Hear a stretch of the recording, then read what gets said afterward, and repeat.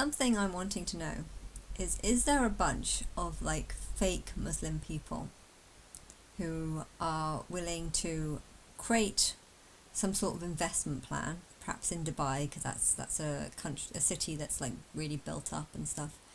Create an investment plan where you get all the Muslims' money to help build it into an investment, but really, there's some sort of thing around the corner. If you're really a Muslim and you are a Muslim because you want to submit to God, I can prove that I'm God.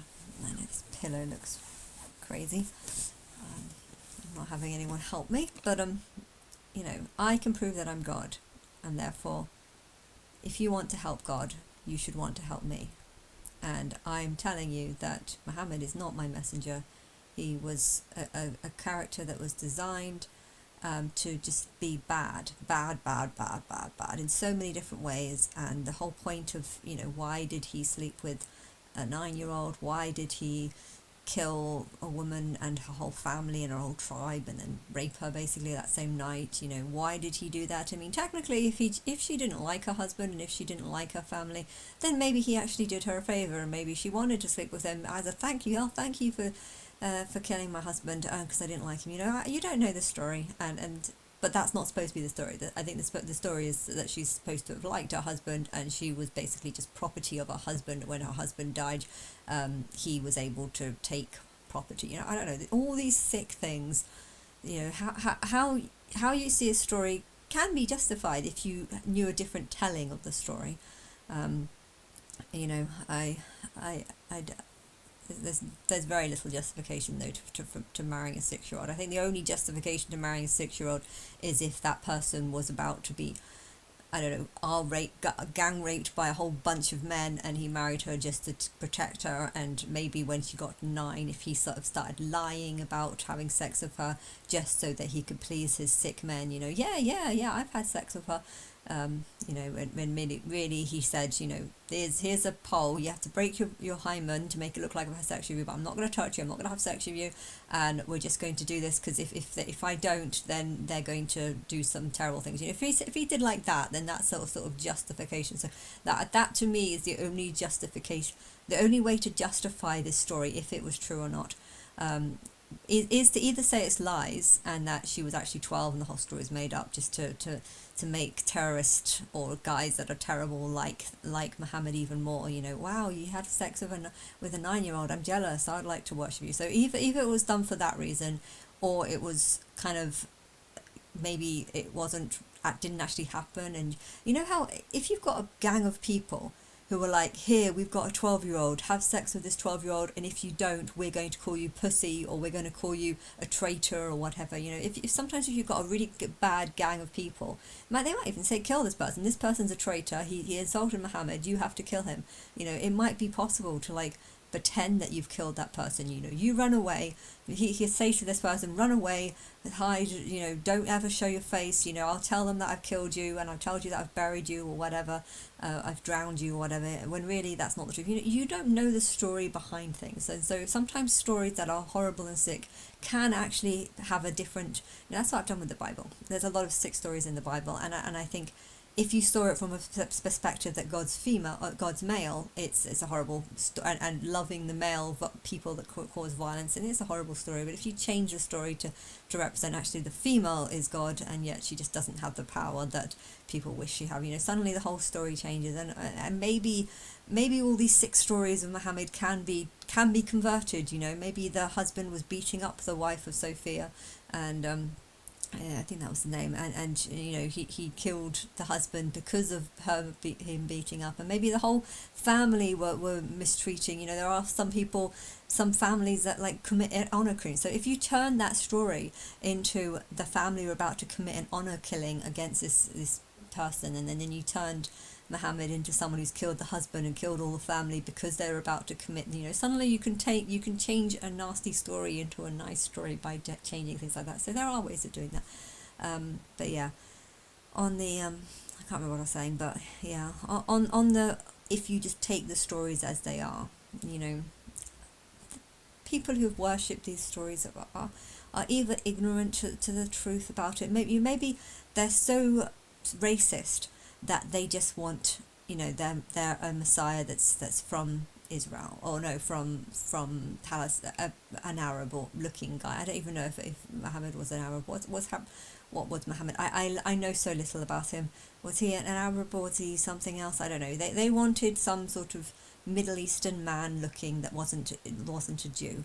And therefore, like bluebirds and sparrows, bluebirds want to be bluebirds and sparrows want to be sparrows, and they think they're, I'm a bluebird, I'm better than you. No, I'm a sparrow, I'm better than you. When in reality, they're basically the same, and they don't want to believe it. But if you've got Muslims and they choose to reject Jesus because they don't like the idea of worshipping something that looks slightly different to them, Jewish people look slightly different to Arab people. I think they have darker hair and darker skin, maybe. So maybe do they actually? Because I don't know. Because a lot of Israelis, Jewish people had tan skin. So, but there is a difference. And I know they don't like white people, and Jesus turned into a white guy over the thousands of years. He's become more and more white. So maybe a lot of Muslims don't like just the worshipping of the white guy.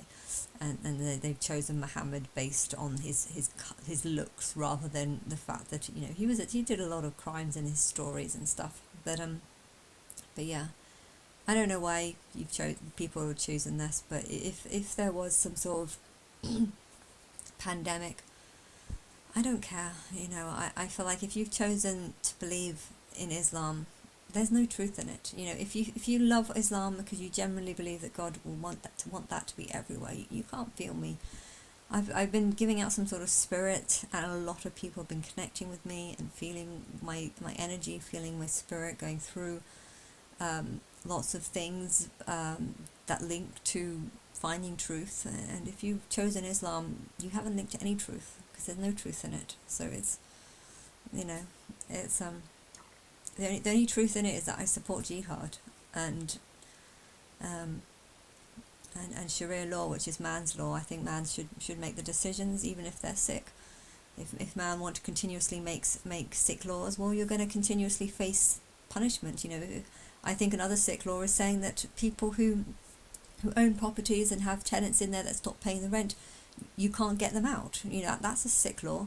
Why? Because if you've got a mortgage to pay, or if you just own the house and this was your pension, you need to get that money. And if you can't just have people living in there and just getting off rent free, because this was what makes the housing market go up. So everyone, by having sick laws like this, everyone suffers, because the housing market goes up and up, whilst other people are suffering because they can't get these wrong people who don't want to pay their rent, even though they've agreed to pay a certain amount, and they don't want to pay it. Marco, my sister's partner has a house in Madeira, and they did go to visit Madeira this week, and there's tenants in there that's been in there for a year and they haven't paid rent for 2 years, so they're now in debt by about £10,000 or something. I don't know how much it is. It's like £600 a month or something. They haven't paid for 2 years, and the council are going to offer them free housing, but only if they sign agreements saying that they're good tenants and they've paid the bills. And they're good tenants and they haven't paid the bills, but they want to get rid of these people because they've tried calling the police on them today to see if that helps. But there shouldn't be corrupt laws that allow people like this to just live rent free in properties, because it's unfair for all the other people that have to pay. This is a very corrupt rule, and this is only going to lead to beating people up or finding finding ways of getting rid of these people through violence. I mean, that's the only thing that it's going to amount to. And if the laws aren't changed to help the owners of the house, then they deserve to be beaten up, and you're going to find your country just living under thuggery or crimes where people don't respect other property, they've trashed out the house as well. It's not just a matter of them living in there and only paying for a couple of months and just getting the rest free. They've trashed the house out.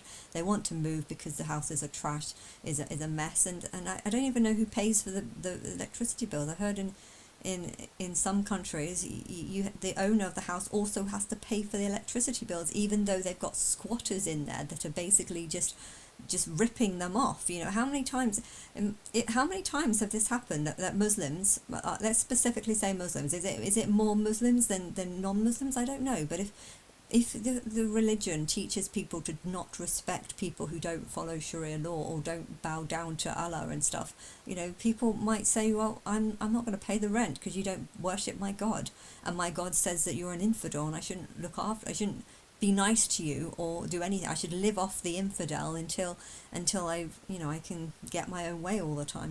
If you want to live under this sort of thuggery, then the world is going to fall apart. And should I even care? Because the only people that's going to punish is everyone on earth.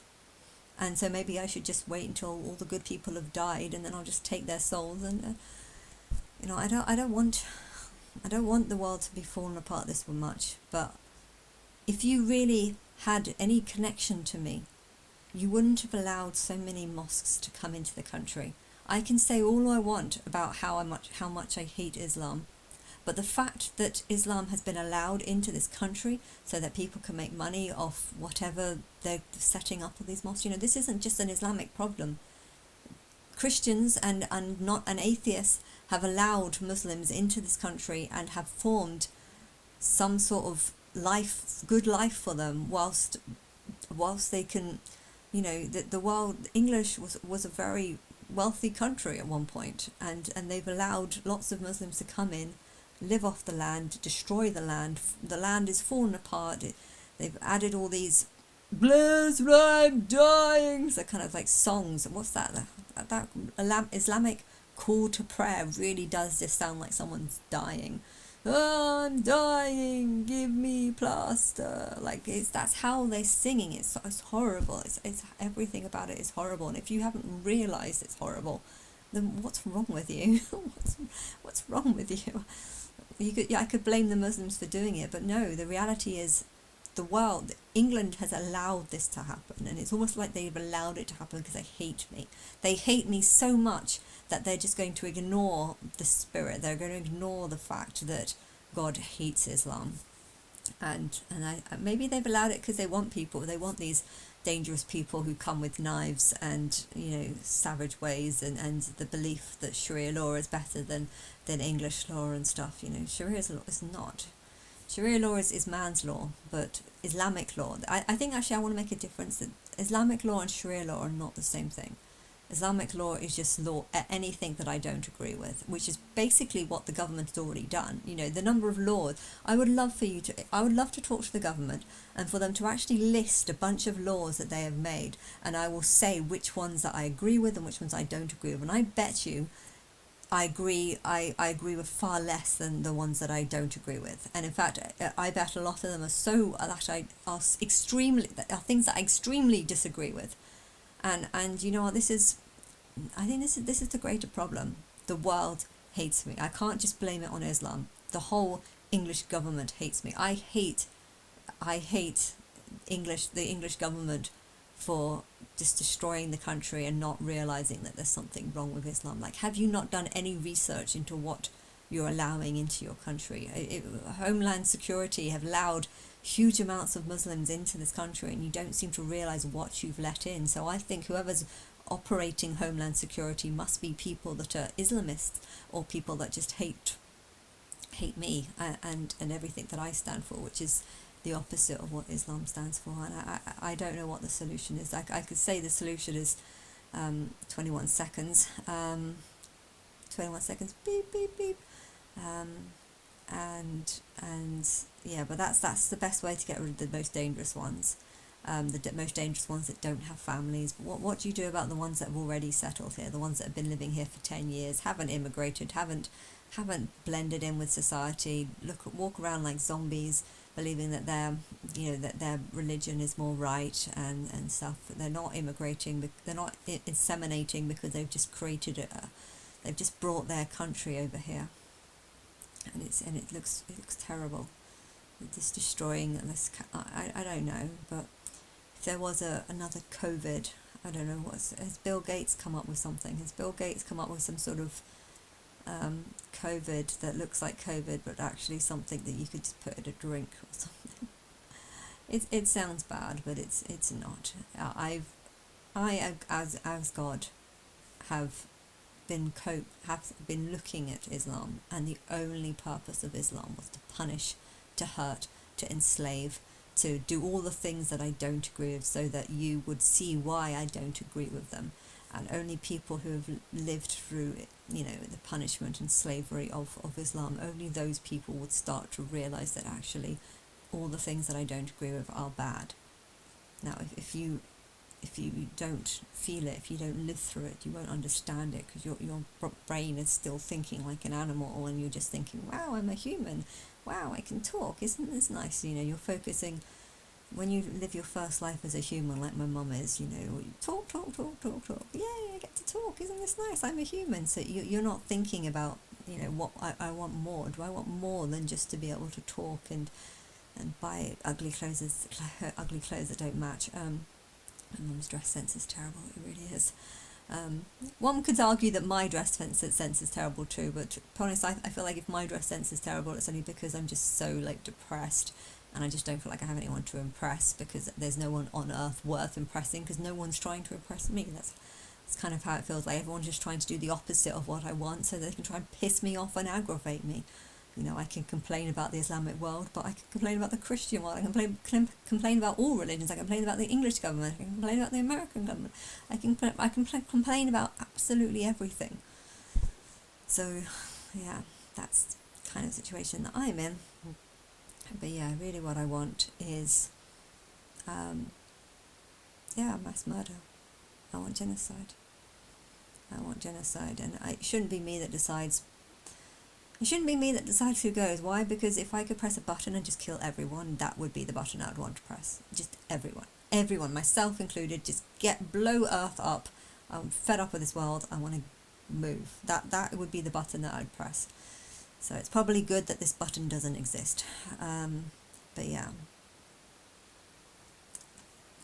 people who support justice, fairness, equality, happiness, enjoyment, pleasure, and alcohol does include pleasure, but not getting people drunk and just taking advantage of them, not cheating people, not seeing them as infidels, not seeing them as bad people that need to be killed because they've insulted someone who clearly was a terrorist. Islam is just the opposite of everything, and I want a group of people that can punish, actually punish people for choosing the wrong religion, and I can't kill them all. and yeah, that's just how it is. I don't know how it should be dealt with. I know you have nuclear weapons, but yeah, what will happen if you do just blow up a whole bunch of Islamic cities? Technically England feels like it's been taken over by Islam, so if Islam does just start murdering random people in the street, they're probably just going to end up murdering Islamic people, because most of the British people seem to have left. So maybe that's what the British people should do, except that England has been taken over by Islamists, and just people from third world countries. Just accept that there's going to be this massive war. Everyone that doesn't want to die needs to just go and run and hide somewhere. I'm hoping to be one of them, but I don't know. I know if there is going to be a war, it's only going to start after I've been taken, and I'm hoping it's soon, because the idea that I'm just going to be ignored for a whole nother year whilst this army of Islamists that want to just massacre people for insulting a terrorist, this army is just going to get built up more and more and more. It's going to create more and more zombies that just say, Allah is a gate of freedom and wisdom that's always open. No, it's not wisdom. They don't say wisdom. What do they say? Forgiveness. Allah is a gate that's always open. Allah always has forgiveness. Just go to Allah's gate and Allah. I can't even say what they preach, because the whole thing just seems like absolute nonsense to me.